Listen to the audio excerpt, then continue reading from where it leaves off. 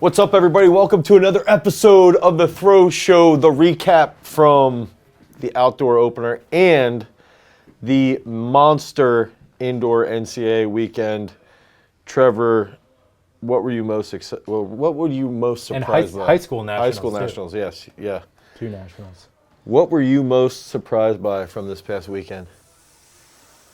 Oh, man. I have a really good one. Surprised by? Yeah. I mean, weren't there like 3 men over 21? Well, yeah, that's actually really good. Mine was going to be Pippery throwing 21.58 and getting second. Yes, that's. But 3 over 21 is, yeah, that's fair. I feel like that's like 3 professionals going like 22.50 or something insane. Like, it's just not good. I mean, it does happen, but not often. Right. All right, so let's start off right away. Get into Turner, Washington, bringing it home. Another question. What is he going to focus on? He threw 2171 in this? So that's like one of those. That is interesting. Like, when you, obviously he's not safe. He's not safe at all where he is. He could get sniped. Yeah. So it's like, do you work on, bigger technical changes? Do you just ride it out and just try and prepare physically? But well, I'm saying, what is he going to focus on for discus or shot? Oh, that's what you're saying. Yeah. Okay. Yeah. That's a good question. It's like, dude, he's a 66-meter discus thrower. He's looking like quicker, I feel like. He's he looks so like he's quick. throwing a 12. I also want to know if this is my current coaching infatuation is figuring out which athletes are flat-footed, and I think Turner's flat-footed. You see when he steps, just step into the circle. Yeah.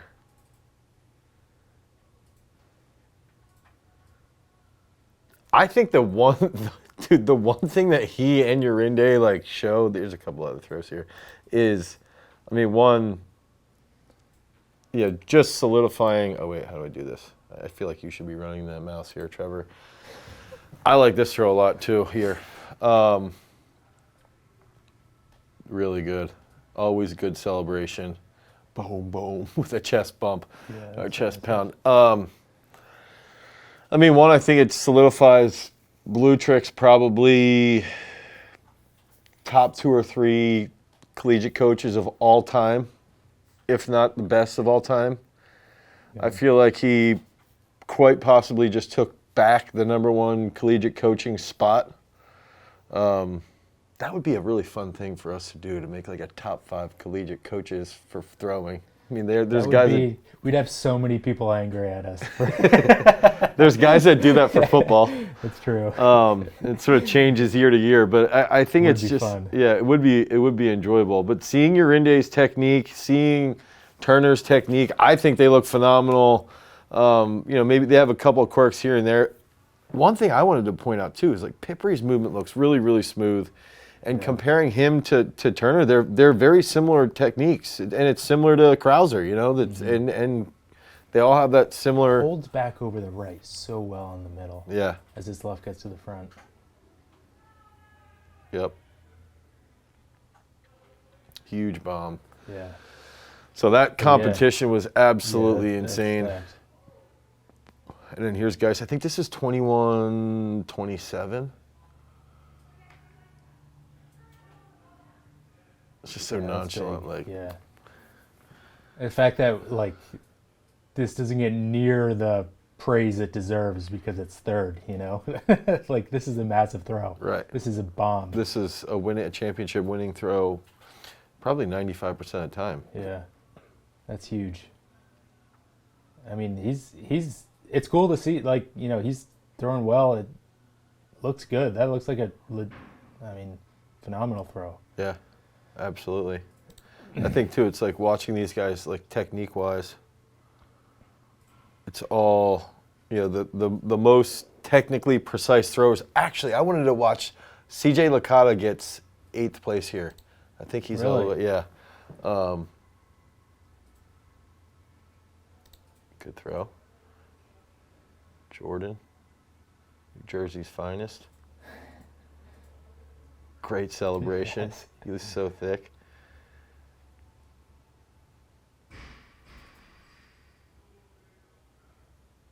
Good solid toss, not bad. Here we go. The pride of the look at his chalk. I love how much chalk he puts all over his face. Slider, All-American. That's awesome. Do you know what he threw? I think it was his indoor PR, but he threw 1990, I think. I don't think it was that far. Yeah, That's sweet. it's just a crazy competition. So, Urinde here. This is a picture of Turner and Urinde at the top of the Two champions from the same school. ASU. That's crazy. This is where I think her technique, it's like, it just smacks that. So I was following this competition pretty closely, mainly because Payden was in it.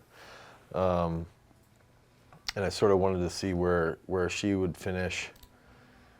And round 3 of this comp, she starts this off going big. And it was like, I think there was 5 women that moved after her. Yeah. Like just went boom, boom, boom, boom. Everybody was just ripping bombs. They actually took 9 to the final because Payden was tied for 9th with Divine. You know, I was wondering that Yeah, and so how that would shake out. They took 9 to the final. So I'm texting. So they usually wouldn't have. They only take 9 if there's a tie. Oh, really? Yeah. So, and they don't go to the next best unless it's the end of the meet. Yeah. Okay. I was texting Joe Frontier, like, first of all, I felt like there was a little bit of a lag in the results, but then I was messaging him like, hey, they're going to take 9, right? And he's like, yeah, I'm almost positive. So I really like her finish. And my other question is, when you have a coach like Blue Trick who's as good as he is, and then you have a 70-meter discus girl, and you have a 66-meter discus guy who's probably going to throw further than 66 outdoors this year, and then they both go 19 and 2170, like, where are they going to focus on, both of them? Yeah. They're so good that, do they keep throwing both? Right, yeah. Like last year in the Olympic year, 2190 makes the Olympic team. He's not far off. I feel like at that point it comes down to like what they enjoy doing the most, you know, because like what you focus on, you know, if you like one more than the other, that's like, what you just do. At this point, you just, you know, you choose what you just enjoy to do, you know, if you're going to be doing it professionally. So she says she was the 4th woman. Oh, so she became the 4th woman ever in the 70-meter, 19-meter club, and the first since 1988. So probably the first one that's clean. Wow. Sorry, but everybody else was probably not clean. So congrats to Urinde on that. That's a huge accomplishment. Wait, And so this is all time, all history 4th, and the first one to do it since '88. clean. Yeah. And it's also a huge, like, she beat a returning, now she was an Olympian too, but she beat a returning NCAA champion who was also an Olympian, you know, in the most stacked women's competitive field of all time. So she beat Adelaide, which, like, that's a huge accomplishment as well. Going head to head and taking the W is big there. Yeah. Yeah, and rest of Payden for getting sixth, right? Yeah. All-American. So here's Marcus Gustafson, 64-46. This is currently the lead right now in the U.S. He's recently moved, or a couple months ago, moved out to California. D2 national champ. He was at the trials. So excited for outdoor. Yeah. Good solid toss. Yeah. Yeah, that was good. I typically would ask you, Trevor, what you would fix with technique, but I don't want you to respond to that question because I have a lot of discus throwers that I want to try to beat him. Sorry, I mean, no one listens anyway, probably to either of us. Secrets. We have a lot of secrets we're not sharing with other people. Okay, so Tariq O'Hagan. This is where I was a little confused with in the world of high school. Yeah. I didn't realize that the Nike indoor came back. Yeah, I know. I'm like, I feel like this is something that has to be worked out. Yeah, so Nike indoor, both were in New York City, different boroughs though. One was in Manhattan, in the Armory, which was New Balance, and that's like typically been the mainstay. Right. And then the other was in Staten Island, home of Ghostface Killah, at Ocean Breeze. So, I guess Staten So Island. all these guys just went from one right to the other. Yeah, and that's they where could just go to New York for the weekend. and that's where I didn't realize, because there was one of the women through 16, I think, in the Nike, Okay. but I don't think she went to the New Balance. Okay. So that's where I was like so confused as to what was going on. But Right. Tariq O'Hagan won the weight throw in the Nike Invitational, won the shot in Nike, won the weight at New Balance, and then got second in the shot at New Balance. So had 3 golds and then a silver. Yeah. And we've watched some of his throws earlier this year. This is weight throw. Yeah, so this is Nike. where, this is the Nike. Cement circle versus wooden circle. Oh, okay. That's one difference. Yeah. I also just don't really like their setup for. I like how they put this here. Because to block you used to be like staring at the people, other the other thrower, like staring face to face. Yeah. Barely enough sector. Yep. I mean, what was it? 25.91. It's almost 26 meters. 2081. So this is what 67 plus, and that's what I think he threw earlier this Probably year. like that's like 68. And he's from New England too, I think, right? Yeah. Yeah. Maybe even New York. Okay. I'm somewhere north of here.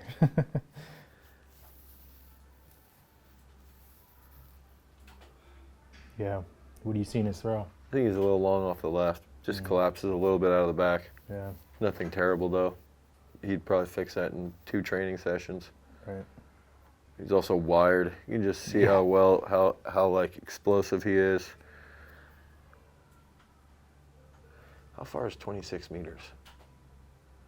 The men's world record in weight, I think, is just under 26, isn't it?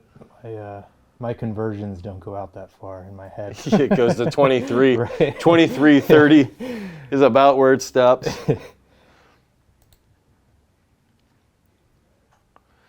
I always, as much as I don't like the cage circles, I always like the Armory because it's like people are on top of you. Yeah. Like looking over top. Right.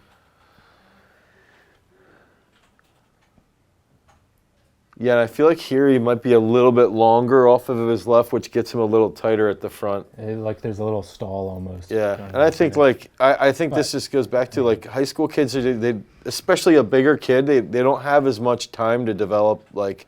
Right. I mean, his technique is still legit great. Yeah, compared yeah, I'm criticizing a 66-foot throw. But just have the repetitions essentially to just iron fine tune. And competing, back to back is also fatiguing. Yeah. Yeah. So congrats to him. That's big. I was just thinking, Staten Island might not actually be considered a borough. A borough. So what are the 5 boroughs? The Bronx. Okay, here's Trinity, national champ. She beat Emma Callahan, who's also a throws you competitor, on her last throw.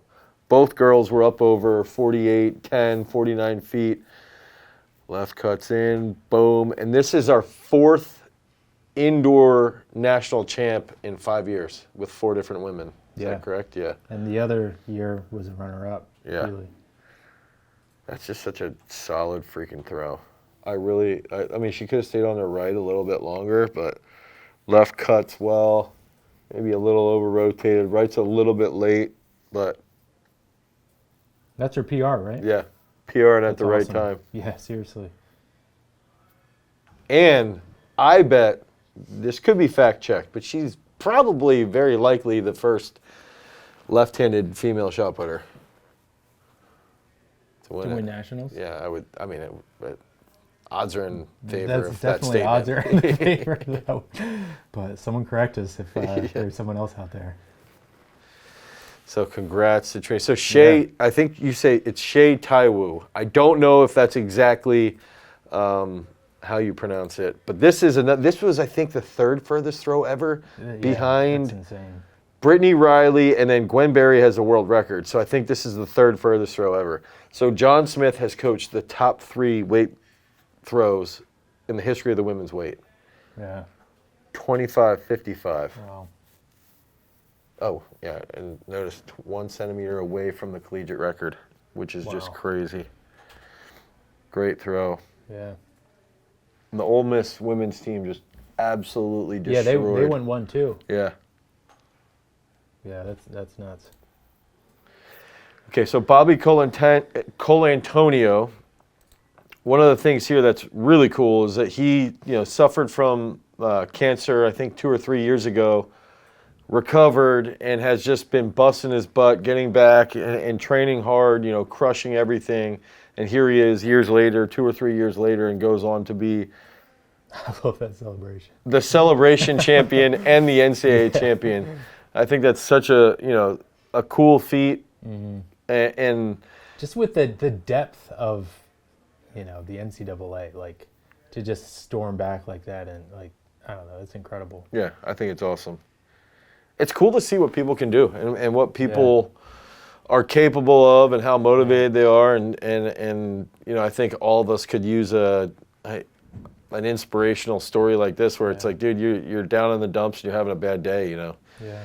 Bobby Colantonio can bring it back to reality real quick, and I think that's one of those cool aspects behind athletics, really. Yeah, absolutely. So it should be exciting to see what he does outdoors.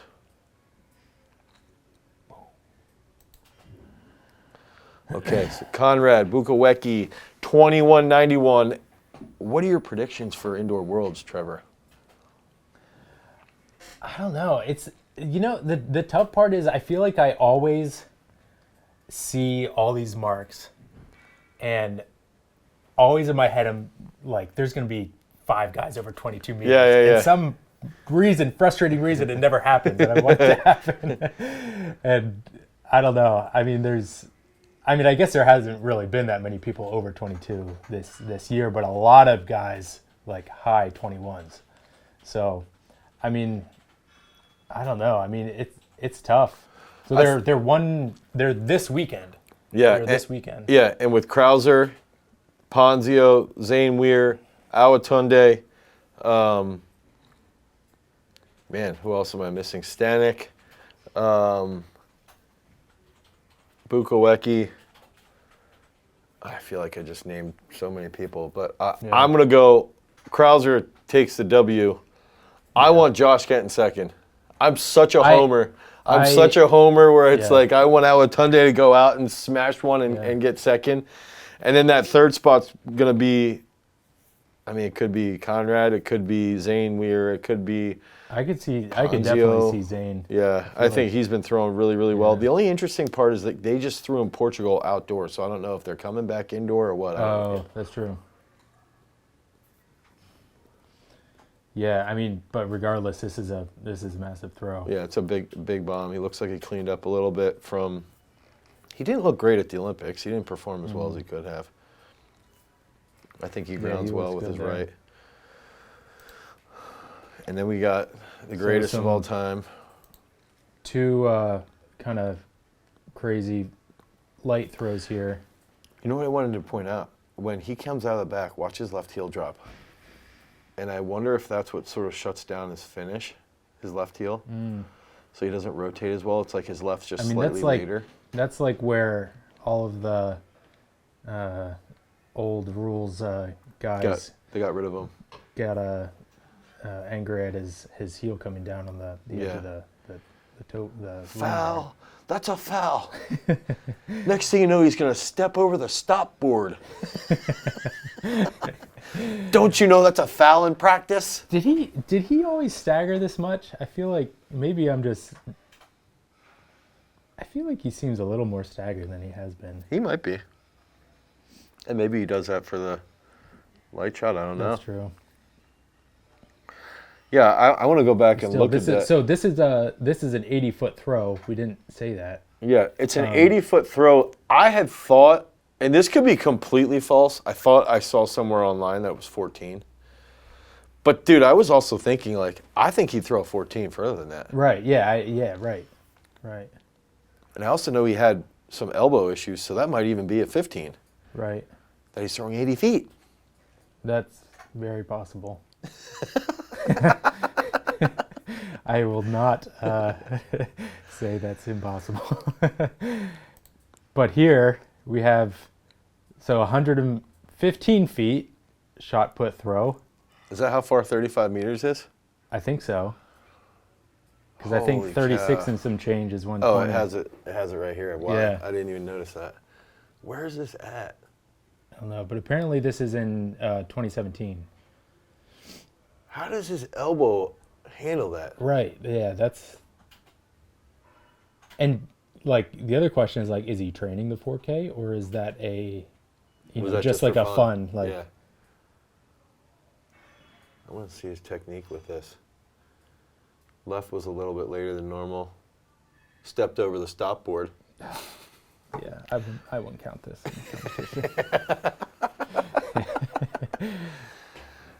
It's worth nothing because he fouled it. How light would you want someone to throw in training? Like someone who's competing with the 16, Yeah. 6K. I don't know. I feel like especially if you're getting a lot of throws in, like probably at some point you're gonna have elbow pain, regardless. And it's like, where's the kind of return, of throwing light if it's just gonna, aggravate, We also didn't mention he almost hits that shot too, like Yeah. almost directly on the button. It's true. But what about you? What's the latest you go? I can tell you, I know with Dr. B, we did throw, he had Dylan throw like the 5K, but I remember, or the 5.5. I remember Dylan throwing it so far that there was a wall and a sidewalk that he was just hammering, so they stopped throwing it, and it moved up to the 6K. I do think probably the 6K would be that weight. Yeah. There's other holes out here. I just noticed that. 1, 2. Yeah, so 3, maybe 4. maybe he was taking like 6 or 7 throws with it. Yeah.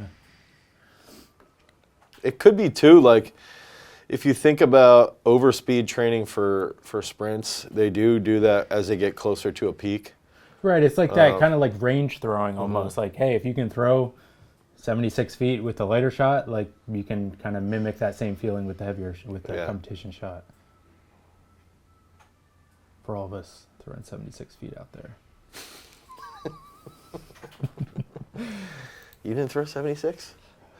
I threw I 76 with like a 2K. It was in range. I won't say what range. Okay, so Chase goes 21:47 with the 3.5. Chase Ely. Which is also a nice toss. I will say, I've seen Daniil Thomas Dodd throwing close to 22 meters. It was either a 3 or a 3.25. So this is a big bomb. This is an absolute monster throw.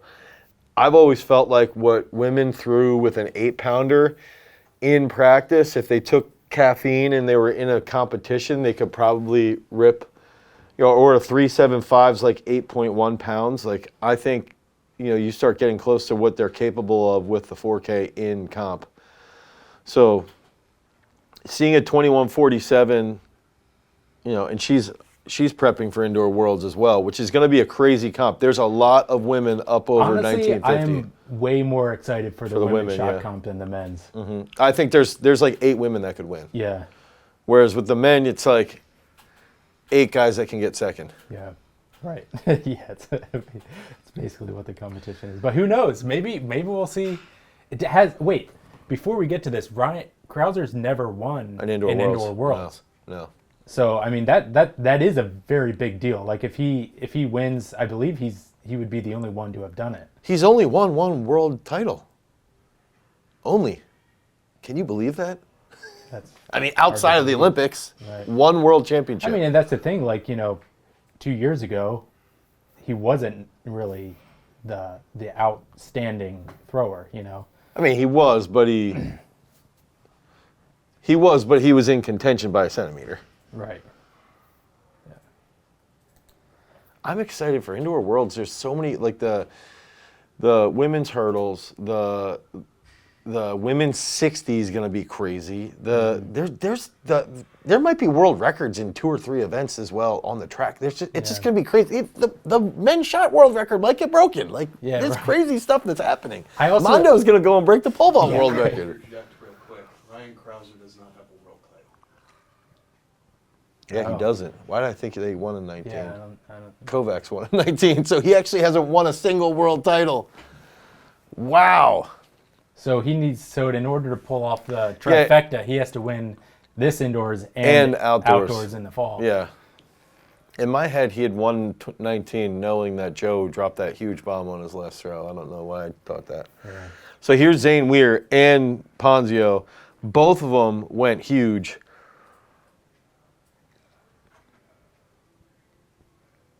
Zane is he just looks so long and relaxed. And his movement reminds me, I think, more of Stipe Zunic than Tom Walsh. His whole hand is taped up. He just shakes his head. Like, yeah, I just went 21.99. Yeah.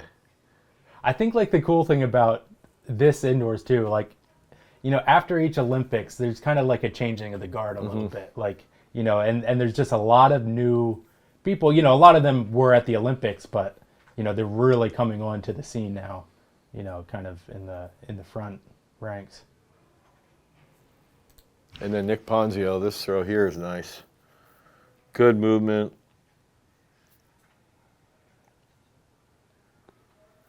Gets into that big time. Yeah, that's a bomb. That's a huge throw. Congrats. Yeah, it's like 2150 is probably going to be like 30th in the world this year. Yeah, that's insane. So just, seeing how these guys are moving, and then I'm even thinking about Zane's technique and Nick's and relaying back to what Turner Washington's movement and Pippery's movement and Geis. We're all starting to see that evolution now, where back in the day you'd see a jump, a land really tight at the front, and a jump out of it, and a lot of guys losing the shot down that right sector. Now you see these guys sitting long, and if you see even where that's grounding there, where Nick's throw lands, and you compare that to Turner Washington and Pippery and Geis, like they all are rotating longer on the finish and chasing that forward as well. So it's like the technique over the last 10 years. An evolution. Yeah. Really. I think he falls off a little bit on that. I can't tell. So the crazy thing about Zane too is Jason was just saying this, is that, what was it, 3 years ago?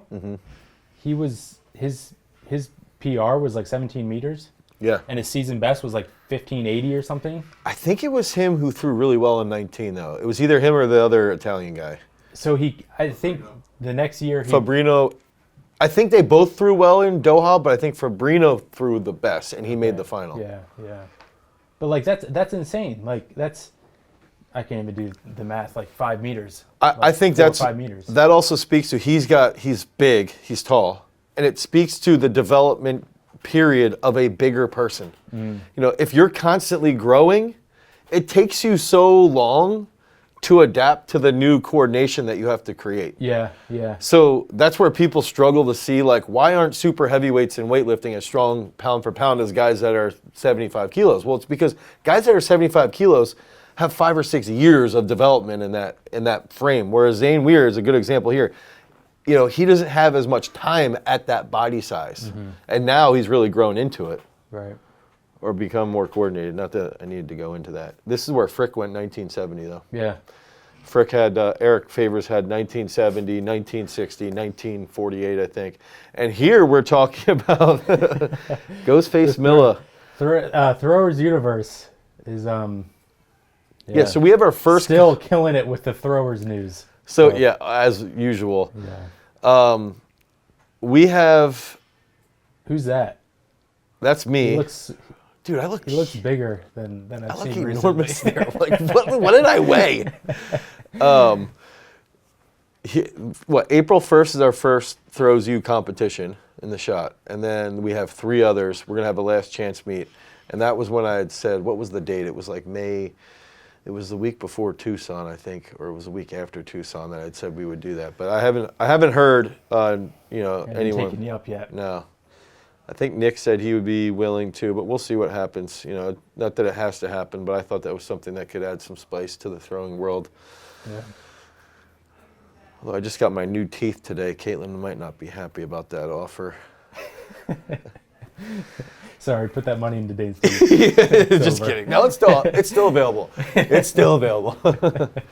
So I think it's like the biggest thing I'm most excited for heading into Indoor Worlds is actually on the track. But I want to see if Krause can break the world record and who's going to win the women's shot. And then heading into outdoors, it's going to be interesting to see what happens in the discus across. Mm-hmm. We didn't mention Che just beat Daniel Stahl. And that's the first time Stahl has been beaten in like 2 or 3 years. I think it's been 2 years. So there's a lot of stuff going on. Yeah, I'm excited. Yeah. Stay tuned for the next episode. Peace.